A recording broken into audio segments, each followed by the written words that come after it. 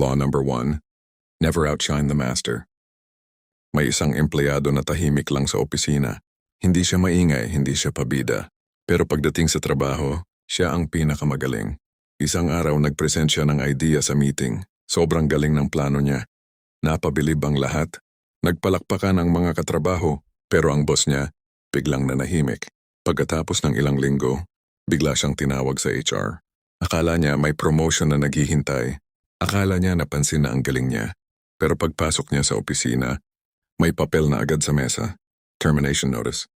Hindi dahil sa mali ang trabaho niya, hindi dahil sa kulang siya, kundi dahil may isang taong natakot na baka siya na ang mas gustuhin ng lahat. Lumabas siya ng opisina, tahimik lang. Walang reklamo, walang drama. Pagkalipas ng 3 buwan, lumipat siya sa ibang kumpanya. Mas mataas ang posisyon, mas malaki ang sahod. At ngayon, siya na ang boss. At ang dating boss niya, nasa parehong upuan pa rin, natatakot pa rin sa susunod na mas magaling sa kanya.